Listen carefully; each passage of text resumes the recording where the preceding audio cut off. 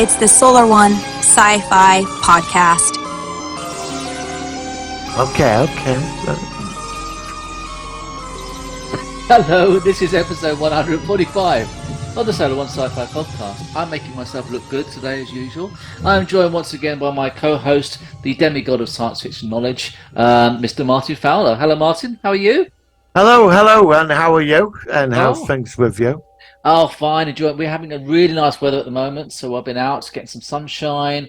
I'm doing a bit of painting. I'm doing a few things around the house, yeah, it's been pretty good. We're on half term over here as well, so it means that I don't have any work commitments, and I can just do things I want to do and not have to worry about anything else. How about you? What's happening in your part of the world? I had a very nice weekend. I was out Friday with a dear friend, and that was very good. I went to a computer gaming retro fair near where I live. It was the new one. Yes. And it wasn't very good. I saw it. I basically, it was more, well, although it's computer game based, it had a lot of science fiction things like DVDs. But I thought. And I saw that and I thought it's not really, it's more like a Comic Con kind of thing rather than. But that's what I thought. It wasn't defined as gaming, was it? Yes, I know. I saw that, which is why I think maybe people went there and thinking, well, this isn't quite what it's supposed to be. Well, and it's, you know what I mean? It was weird. I don't know. Yeah, that's what I thought. Yeah, I bought a graphic novel. I mean, it's and they have them awful. I hate them pops.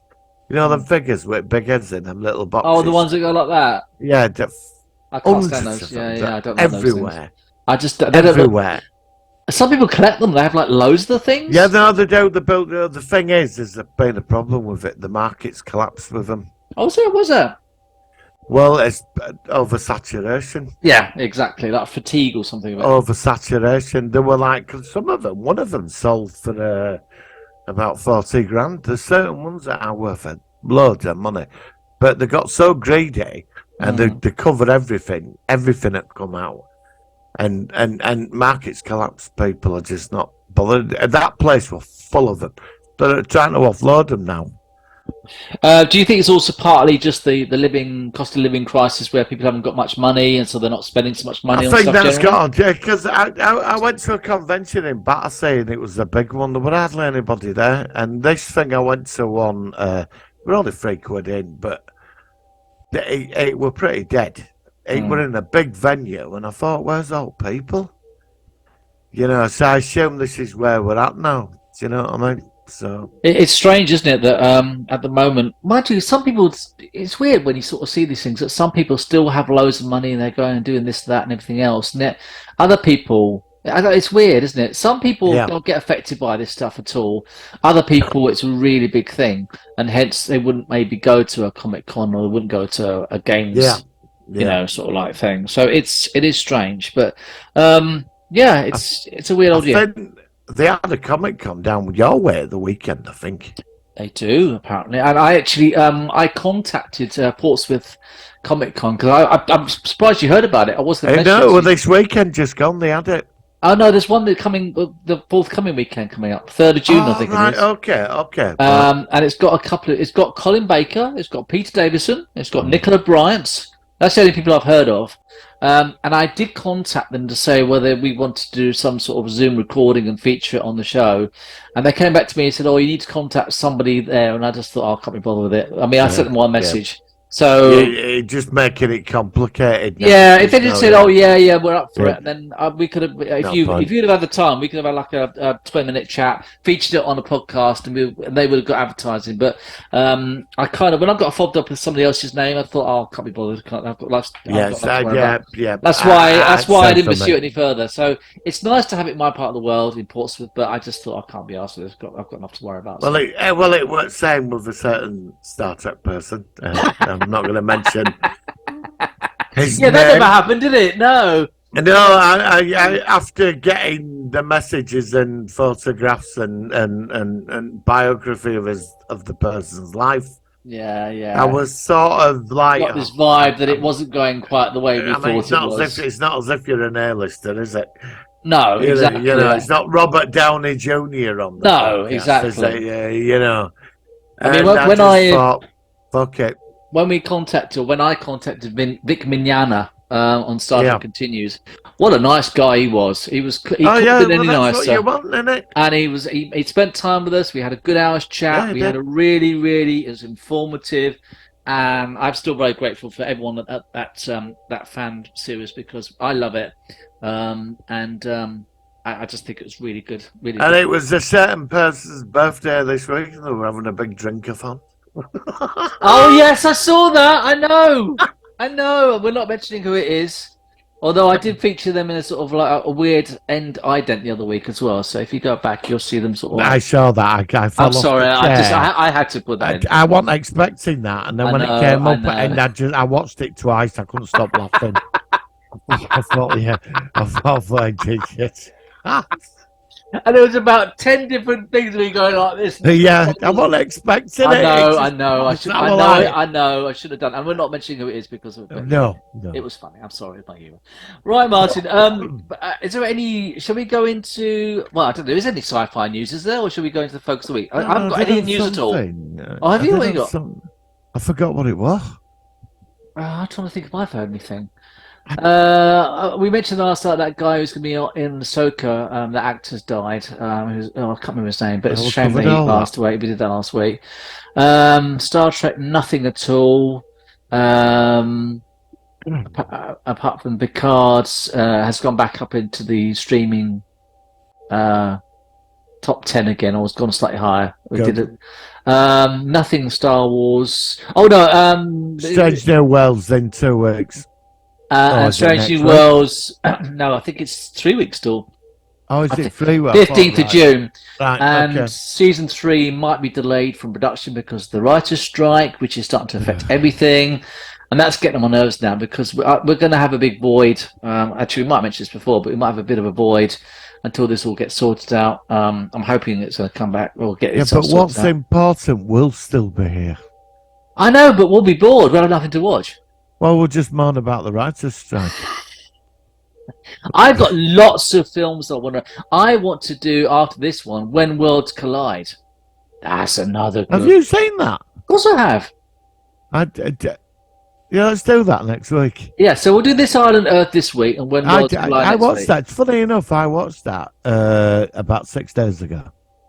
I don't know why we thought the same thing at the same time. I'm being serious. I watched. It's one of my all-time favourite movies. I love it. It is really scary. Did you know there was a sequel? Yeah, we've talked about this, but we've not reviewed it. It's only a book, but yes. I would have liked to have seen a sequel. The book. When Worlds Collide is this week. We're delving into some 50s sci-fi at the moment, but both the films and This Island Earth that we're going to review. I think that would be 50s, you know. Oh, I can have a look actually and see what it's made. I think that. I think it's early. It's not 40s, is it? No, it might have been very early 50s. It was. But that defines special. 1951. I was right. It was early 50s. Bloody, I knew that were early. Yeah, they did that in 1951. I didn't know. I thought it was more mid 50s. So it's before War of the Worlds, even. Yeah. I mean, it's an inspiration. Is that film fantastic? Oh, I know. It's such a clever idea. Anyway, we're not going to talk about that. We'll talk about leave it next week. Definitely. One. Right. And I've got a challenge for you for the week after. Oh, I know what it's going to be. I've got something I want you to watch. 5 episodes at least. Oh, go on. What is it again? Is that Crusade thing? No. That will leave Cat from Outer Space. You've slinked your way out of that one. Do you know what I mean? Which one? No, this is punishment. This is punishment for avoiding Cat from Outer Space. So what is it? I want you to watch the first 4 episodes of Baywatch Nights Season 2. Season 2? Why not Season 1? Season 2. It's on my. It's like the Hoth goes all X-Files. Well, I like Baywatch. I don't mind admitting it. No, you're not meant to fucking like it. Oh yeah, I'm gonna get you. You're not supposed to like it. No. He made So you want to? So we're going to make an episode on Baywatch Nights Season 2. The first only Season 2 because Season 2 just. Is it classed as sci-fi? Yeah, it goes into future and stops He stops to alien invasions. It's on your channel, and he makes Dracula as well. Oh God! All right, and it's on your channel, And right? then next day he's back at the Baywatch with the rest of them as if it All never right, all right. happened. So if you remind me, and you'll have to remind me because I'll forget. So not next week, the week after. Right. Yes, Okay, I'll look yes. forward to that. And I'm supposed to hate it, You right? better not like it. Well, I know, but I kind of like Baywatch. I just like it. It's really cheesy though, you know what I Well, mean? no, what was that film you were talking about that you wanted to see again? I forgot now. Oh, what was it called? It was some What, the film. cat from outer space? No, that David Hasselhoff film. It was something you talked about. Oh, that you was- that, yeah. Yeah, so you wanted to see, what was that film you wanted to see? It was the one with David Hasselhoff? David Hasselhoff as Nick Fury. Nick Fury. Agent So, of S.H.I.E.L.D. It Yeah. was Marvel were testing the waters with one of their characters. Obviously, we did get Agents of S.H.I.E.L.D. a few years ago. oh, so it's This linked to is that like- thing. Oh, okay, I Yeah, forgot about this the link. is Oh, like it is Marvel. this was made like 15 years before. It would have Oh, flopped, okay. but the Hoff plays the main character. Okay. Well, It's really bad. I it's don't know not if I'm good. ever. I might watch the Baywatch thing, but I don't think I could watch this thing. I don't know. I'm not into. Right. I don't know. Right. I'll see what it goes. But Okay. No. there's loads of I don't things I know. want to review. But like Right. I said, some of this stuff is it's a little bit too cheesy for my taste. It's like we're onto the literature. We're onto the real connoisseur stuff over the next 2 weeks. I mean, you know, we are, aren't we? The real Oh yeah. connoisseur. Both. Sci-fi. And then another one I do want to do is the Incredible Shrinking Man as well. At some point, Oh, that's we've done that. another. No, we haven't. Well, it freaks me out. That film. No, we haven't done the Incredible Shrinking Man. We've That done. film freaked me out. Oh yeah. So it looks like terrified me. we're going to be delving into a lot of 50s retro movies soon. So this is fine. So They did The Incredible Shrinking Woman, you know. never saw that. Never seen it. No, I've never seen it. Was it a Never proper seen film? Was it? I think it probably. I don't know if it's a sequel. It might. It's probably one of them really. Because it's like The Fly, like the Vincent Price The Fly. There was a sequel to that, The Son of the Fly, I Yeah. think it was called. And Vincent Price appeared in that as well. It wasn't as good. It was all right. I didn't dislike it, but it wasn't a patch to the original. Yeah. Anyway, we're going off topic. So, This Island Earth. You ready for the review? Oh yeah. Bring, Right. Let's bring go on for the it. Tifa lads. Exactly. Let's hit that jingle. Here we go. It's the Solar Sci-Fi focus of the week.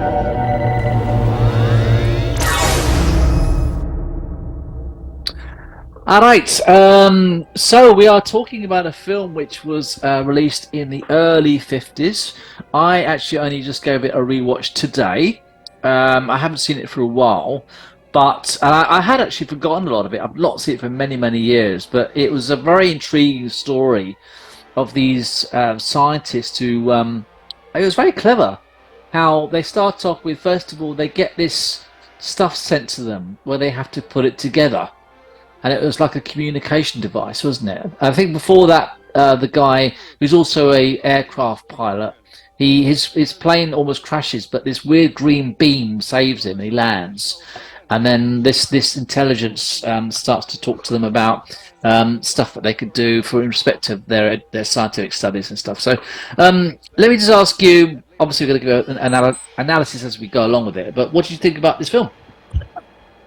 This film is one of the best science fiction films ever made. Yeah, it really goes Decades. there. It really goes there. Decades beyond its time.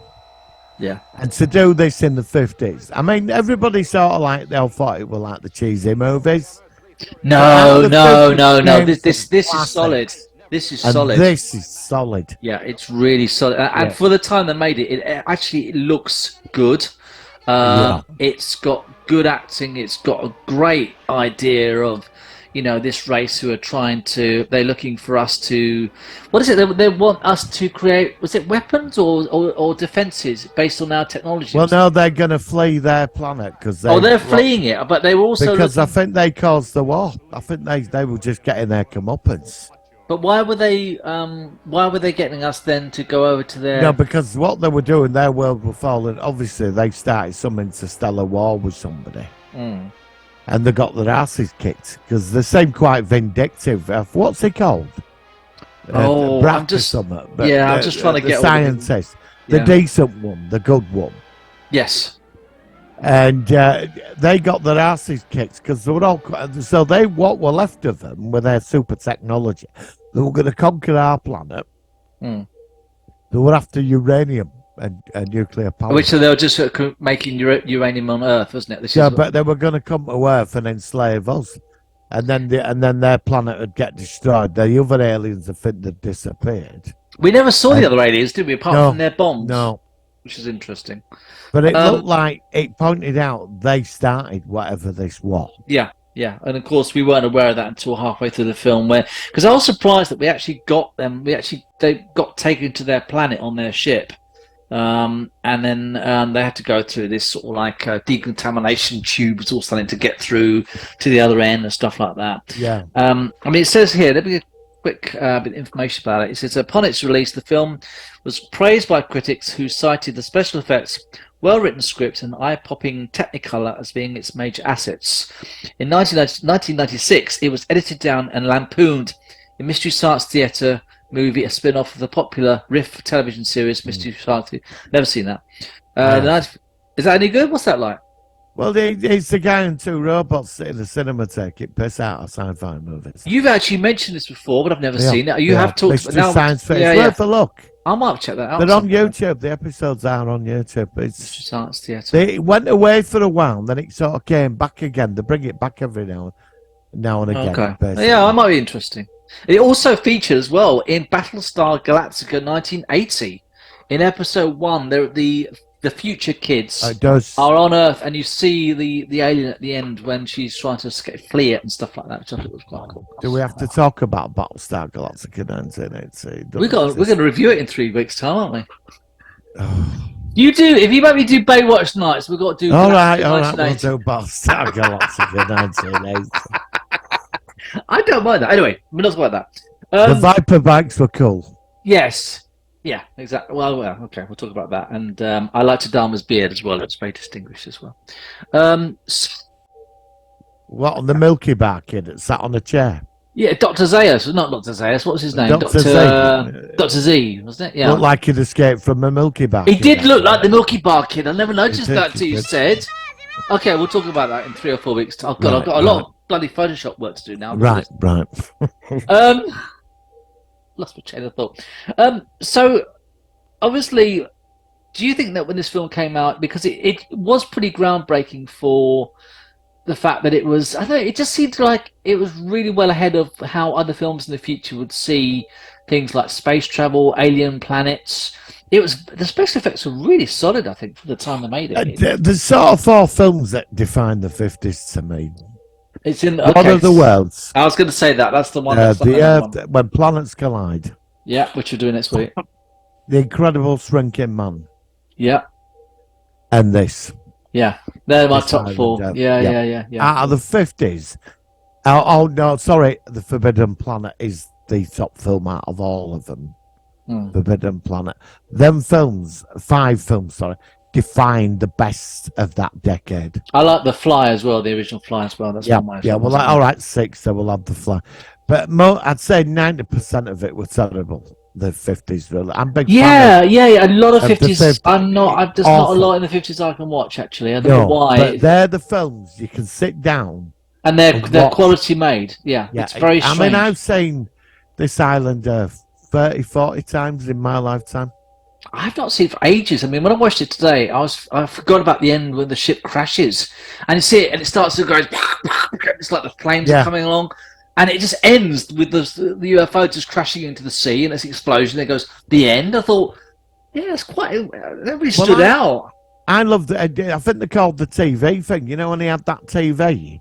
Yeah, they built it. Zomatron or something. The Autovatron. That's it. With the dial. Yes. And his head. I just thought that was just amazing. The quality of it. Do you know what I mean? It was like, and it had the disintegrator ray as well. Yeah, and it goes through lead or something as well. And it destroys that instruction book. Yes, and the actual Odomatron, as you just said it, it gets destroyed as well because they try to pull the plug or something, and it's got a self-destruct thing to stop the technology. because he's like flying a jet at the beginning. He's a scientist. Yes, isn't yeah. he? And And that green beam surrounds his jet. that's it. And you're thinking what's going on here, and then suddenly he gets this package, and he orders more from this like weird corporation, and he builds. It's a test to get intelligent people. Yeah, under it's there. very clever because they're sort of trying Very to find. clever. Yeah, I like that. I like that as well. And then we got into like when they get to that secret, even when they gets on that aeroplane with no pilots, it's In the like it's fog. all secret. And I loved all that. It were like, where we're going with it, with this now. Yeah, and then you have the two scientists who are at the place that the plane goes to. One is almost like an ex-girlfriend that he knows, although she's not really kind of admitting that she knows him that well from the past. And the other guy, and of course it turns out that they're really skeptical about the whole thing, but they don't trust him. And eventually they they start conversing, and I just think it was really good. I don't know what it was about the film, but seeing it again today just reminded me that it was actually a really good movie. Well, I mean, you weren't expecting that film to take you off to another planet, and That's the thing. That's what you weren't surprised me. expecting that. When I first saw it, from where it more like an alien secret base on Earth or something. Yeah, I thought it was A still on film. Earth. I'm surprised it went back to And another then planet. suddenly we're in the middle of an interstellar war, Yeah. I know. with I was quite another surprised race. by that. Yeah, and I was they're surprised losing. about that. And this film, it just opens up the potential where you could have gone with it. You could have made a sequel.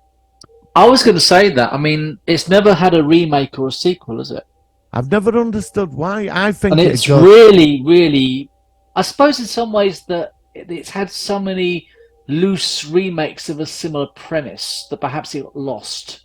But it's a shame because it was when it was made, it was very original the way it stood out. And now we've had plenty of films of UFOs where they come to Earth and their planet is dying. I mean, it's been remade in not exactly a complete remake, but this loosely. were different though. This I know where you're coming from with that same setup all the time, but this were different somehow.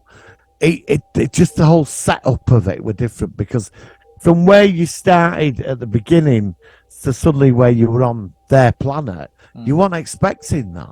And the storyline about his race is dying, they're going to come to Earth and conquer it because they started somewhat with somebody else, got their asses kicked. And it opens the door to something much bigger here for me. And I just love this film. Me too. Even the makeup thing when they did the teeth eyelids, you know. I think it wasn't. Looked I know good. it just worked. I think it looked good. I mean, like the way that the heads are slightly bigger and there's a Well, slight. it looked good. Yeah, Just looked everything, very good. everything. It's very rare for me. Very few films where you get everything up to 100% right, and it's quality. And this film is one of them movies. It is. Is it based on a book? Is it based on a book or? Let's have a look. It goes like plot, cast, production. No, it just goes on about the actual principal photography, references. No, I don't know where it came from. I can't see on here exactly who. Right. was Well, the if first. somebody wrote that back then, that were a screenplay. They were a genius. Maybe it was. I don't know. You know, interesting. I want to talk about a bit more about this, but unfortunately our Zoom is about to fade out. So we're just going to fade out for a second, and then we'll be right back. Sorry about this. Might be a second. All right, we're back. Sorry about that. Just while we're actually coming back from Zoom, there was some interesting information about how this film has been received in popular culture, which was worth a share. It says that the design of the Metalunar monitor has proved itself to be an iconic look for an alien, influencing even H.R. Geiger's design for the xenomorphs in the Alien franchise. Oh, cool. This has led to the design being used in several homages, as well as the Metalunar monitor himself making appearances in various pieces of film, television, games, and other forms of pop culture. Cast of films released a 9 to 12 minutes, depending on projector speed, 8mm cutting from the film, and retitled it War of the Planets, for the home movie audience, which began in 1961. In Explorers 1985, I've heard of that film, I can't remember it. One of the films that Ben, played by Ethan Hawke, watches is This Island Earth. In that film and this one, the character builds a device which helps from an alien so that they may meet. So that's an interesting thing. A brief homage to This Island Earth is seen in E.T. the Extraterrestrial from 1982. E.T. turns the television on during the showing of the film at the scene where Cal and Ruth are being abducted by the aliens, and Cal says, "They're pulling us up." A segment of the television series Wonder Woman Season 2, Episode 10 from 1977 uses space battle footage from the film, and the alien planet shown is also recycled from This Island Earth footage. The album Happy Together from 1987 by the Capella group The Nylons featured a track called This Island Earth. There's quite a few actually. What else is it? There's quite a few. I've obviously mentioned the Battlestar Galactica one already. Because actually, the Bataluna, the mutant that we saw, it did remind me slightly of the Mars Attack aliens. The brains looked slightly similar. I know it wasn't exactly the same, but I saw a slight parallel with those two. Did you see that? I think that you might have a good point there, because the Topps cards that came out in the 50s. I wonder if they were influenced by this alien, which we saw in this film. I think they were, because it does make sense. Because I was watching it today, and you saw the big sort of like brain sort of shape at the top. That's just like a Mars Attack alien. Yeah, because in 1950s in America, the Topps cards that came out, they were like telling a story. With these kind of very collectible now. Yeah. And obviously the film they made a few years back, Tim Burton's Mars Attacks. Yeah. That's what that film is based on, them cards. Which was based on reference to the this. mutant Yeah. So that's why it won't surprise me. No, it's good. But you've forgotten one important factor here. Go for it. What is it? What you got? T-Fall. Yeah. T-Foul head. T-Fall. Yeah, I know. The non-stick iron pan. Yeah. Because I remember T-Foul was being used back in the day for certain references to that, and of course it was. So you remember, because there were. I remember. I worked with somebody, and they used to call him T-Followed. Yeah. You always met people, and there was somebody I worked with, and everybody at work called him T-Followed. What is it? Is the shape of the hair? Is it? Is that what it was? Yeah, I think so. Yeah. Yeah, because I used to have my hair right. It used to be sort of like combed back, and I occasionally did hear the old term T-Foul head, but I didn't know that this was the reference and where it came from. Yeah, well, that's where I think they took them on, because they were all. You know, when you looked at the alien, I mean, they were very advanced, so they had bigger brains, didn't they? Yeah. So that's why they had big heads. So is it based on the forehead, or is it the hairstyle, or is it? I think it's both, because I think the forehead, it goes up like that, doesn't it? Yeah. But the makeup, what they used on it, were absolutely fantastic. It was really good. I forgot what he was called. The decent one. I really didn't. I'll tell you what upset me about this film. When they escaped Metaluna, when the planet went up, when you just saw it disintegrate. Oh, I know. Yeah.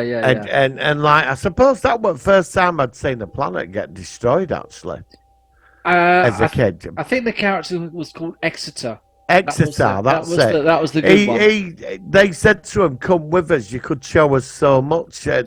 And he sat there going, "No, I've got to go because it's end of my civilization." Yeah.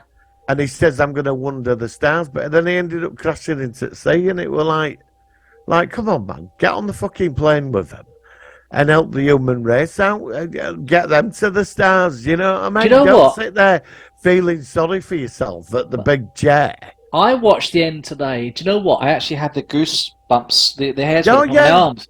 It was just really. Yeah, but he shouldn't have died today. He shouldn't have died, really. It's tragic. I like Exeter. It made the film so much more significant because he knew his people were wrong. He was wrong, and he was in the middle. He was just trying to sort of like a very, very bad situation. I thought it was a really solid film. Because he didn't want to enslave the human race. No, he didn't want to enslave, but the others did. He respected the human race, and the others didn't. That's the problem. Yeah. That's what the issue was. Yeah. Really good film. Surprised me how much I enjoyed it today, actually. I thought to myself, I know of it. I think you know the film better than me, but I've not seen it for a while. I thought, no, because I'm on half term, I thought, I'll give this a quick watch today. And I watched it, and I was really surprised how much I enjoyed it. Definitely. If anything, it's gone up in my estimation compared to the last time I saw it. It was that solid. It was really good. Yeah. Really, really good. So anything else you want to say about this film before we sort of sum it up? It's a masterpiece, isn't it? I would have liked a sequel to it. I think. The other part of the conversation is what I'll throw out there to you. Could they remake it? Could it be a TV series? Very high, expensive Netflix job. I mean, they could do so much with this now. Well, Just the story alone. I'm thinking about The Day the Earth Stood Still when that got remade, and I didn't mind the remake, but the original was so much more significant. This Island Earth, I'm surprised it hasn't had a complete remake called This Island Earth. I think it would be certainly. I don't know whether it would work because there's been so many other science fiction films which have, to a degree, a similar premise. Their planet. There's been that much now. That's the problem. This was the first film. This was the first. This is it. This is the head of it. This is number one. Yeah. This is from that one film. 1,000 branches expanded from it. That's right. So I'd love to see a remake of it. I don't know. It could happen. I think science fiction, this sort of genre, it's being a little bit less popular at the moment in mainstream movies. I don't know. You know, to be honest, I'll be honest with you. You know, the Keanu Reeves. I didn't mind that. I didn't mind it. I didn't mind it at all. No, do you know what I loved about that film? I loved Gore. Yeah, it was really creepy. The new Gore, 30, 40 foot huge bloody thing, wasn't it? Yeah, I loved it. You know when he walked out of that glowing light, that scene. I just thought it would that's what Gore would be. Yeah. You know, I actually thought the film was quite good. I've got no problem with that at all. I think it's a very good remake. Actually, in the future, we'll have to remove. I don't think we've done the original. We've never done the remake, but I think at one point. Let's do it. Put it on the shopping list. To the list. Put it on the list. So I suppose it's that point where we've got to sort of like review it as to what we give it out of 10. So I'll say this week. Let me go ahead. I'd say I'm going to give it, especially after how I saw it today, I'm going to give it a 9.5. I'm going to give it a high rating, not 10. You had me worried there. No, you did. You had me worried because I was thinking 7 or something. No way you're going to give this a 7. No way. No, But I did have that 9.5. I'm going to give it a 9.5. You might have gone Very for that. solid. Yeah. I'm going to. I thought it surely can't choose the 7 for this. No, it's too. No, I agree. It's a 9.5. Yeah, it was really, really solid. I really enjoyed it. I'm so surprised how good it was. And it's a film where I just saw it this time and I was really blown away with it. I just thought it was really good. But you never get bored of it. No. But why is it? Why have I not retained it more from previous? Like the 1953 War of the Worlds, I know practically every single thing they're going to say about in that film. I've seen it. Yeah. But this film is very similar. It's very good, but I've not retained it so much. I will this time. I will. Like War of Worlds is a great film, and I love the Martian Walk. I love the designs of them. Love it. But that's some. It's just aliens invading Earth. That's it. They're conquerors because they can. Yeah. You know, but I think with like this Island Earth, you are touching on sort of Star Trek territory a bit. I could see that. Even though some of the ships in the saucer, it reminded me of the front of the Enterprise going along. And all he needed was to tune the cells to the back, and the alien race. It could have been Star Trek. But the concept of a higher advanced race at the end, he could have gone with them and changed the world, but he didn't because he thought we've got to get there. And it could have been it could have well been adapted to a Star Trek episode, definitely. Even the race would have fitted well in TOS. Yeah, you know, I think it just somewhat there. Yeah, this film is the foundation stone.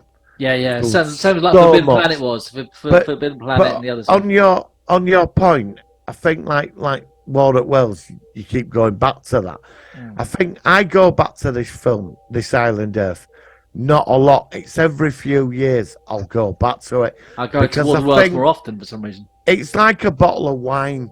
It's fermented beautifully, and every couple of years you get one of them bottles out, And then you and realise that's just it. how good it is. Yeah, you forget how And good then it you is. put it away for the next few And then years. you're blown away when you see it. Yeah, I think Yeah. that's a very good analogy. Yeah, I agree I entirely. think that's where I'd go with this. Yeah, I'm very, absolutely. very proud of this film. When I saw it as a kid, that was the first time I saw it, about 5 or 6, I was just in front of that TV. Yeah. My mind was just being blown away. Yeah, I don't know why I didn't retain it so much when I was younger, but I definitely will now. I Yeah. mean, I'm definitely going to watch it again soon. Even in the next few months or something. I think it's that Yeah. good. I mean, Yeah, that's surprised how good I enjoyed it today. Actually, I'm really surprised how much I liked it. I want to see it Because again. it's intelligent, mate. The film's I just intelligent. like it. I just like everything about it. I just You know what I everything, mean? the music, the special effects, the acting, the characters, the ideas.